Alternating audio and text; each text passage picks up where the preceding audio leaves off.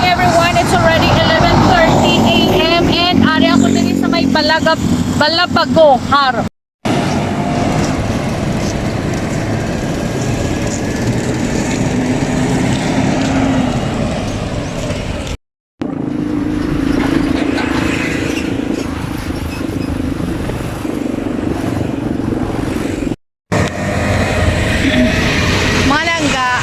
As of this moment, tari kita diri sa may Balabago Jaro, and passion gid na mo ni husband ko is to travel and then to discover the updates and the progress of Iloilo City as well.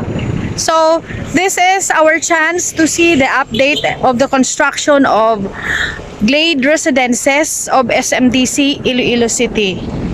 From there, makita nyo man na may kudal na, no, may fences na ang GLADE Residences.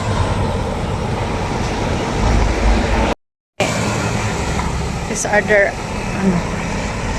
ilan na. Okay.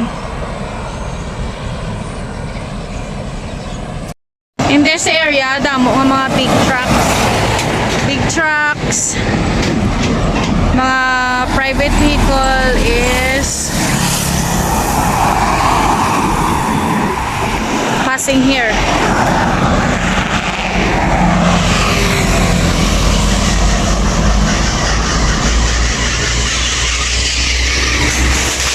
Whoa! Grabe ka, look. Wow, nag-overtake pas toto. Baka delikado. Kita nyo man kung ano ang danger.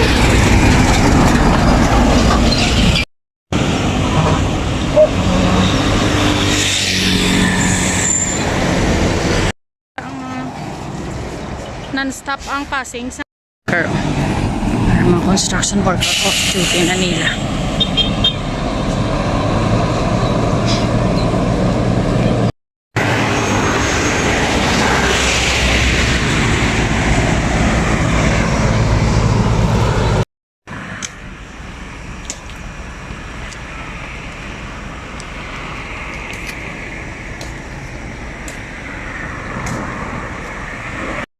Good morning everyone, this is the site of the GLADE Residences construction site. So according to the security guard, we respect their privacy. So we are not allowed to video inside the construction because it is still ongoing. So maybe after the construction, maybe after 3 years or 4 years more, we will go back here to get you the updates. And basic information is that maybe the management will construct 11 buildings with 4th floor, and the 5 buildings is already sold. So the 6 buildings is still on sale or pre-selling. So to those who are interested to get the condominiums here, it is still available for 6 buildings. Okay, let's go videoing the outside only. Wala ba lang ako na lang ako mabalik.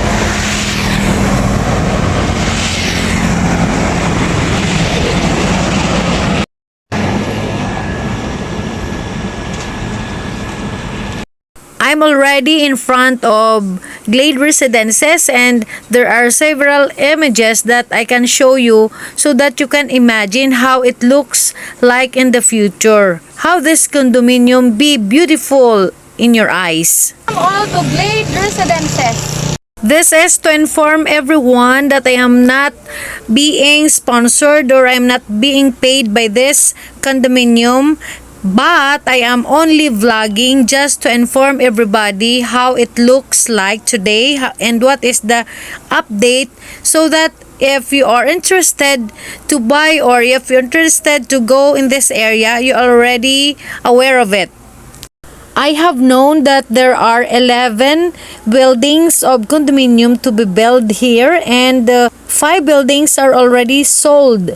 Only 6 buildings are still available for selling. The following are the amenities of the condominium: adult swimming pool, kiddie pool, grand gateway, lobby lounges, function area, kiddies zone, multipurpose hall, covered basketball court, linear park, and green link. If you are asking what is new here in Iloilo, so this is the answer. The GLADE Residences is the new in Iloilo who will be available this coming 2025 or 2026. Take note, GLADE Residences by SMDC is located at Circumferential Road 1, Barangay Balabago Jaro, Iloilo City.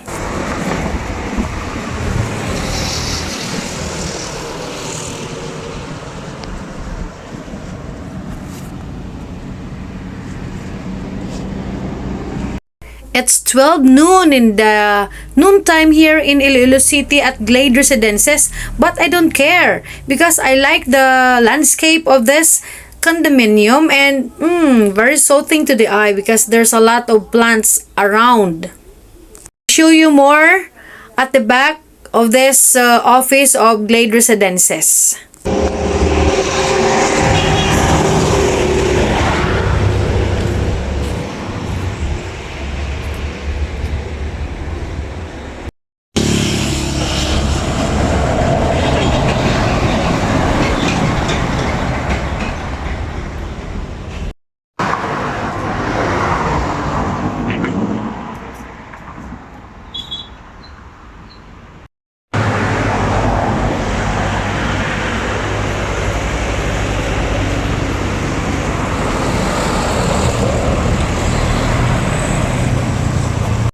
Nag-transform naman kami sa Manugtapas Tubo kay sobra kainit. It's already 12 noon in the noontime and ari kami isang husband ko kapainit just to provide the latest update of whatever the progress of Iloilo City. So watch out for this vlog. Later this evening I will post this. Nalong na tayo. Kalungitan ako kagida sa highway kay magulong.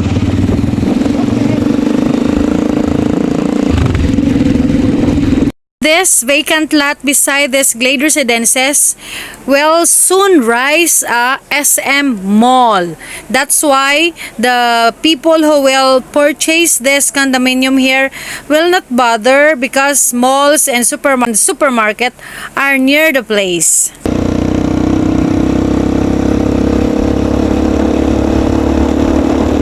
Ay, wala mo yung jacket man. Sige na lang.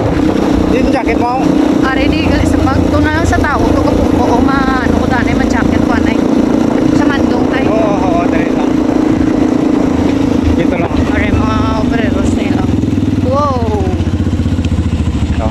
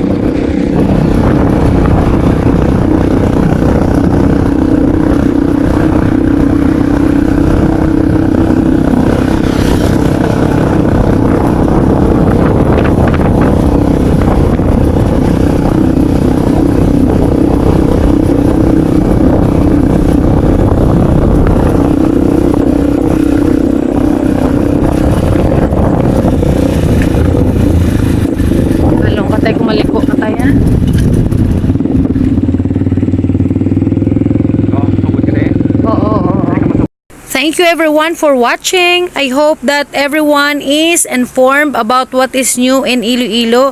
And this is the GLADE Residences by SMDC.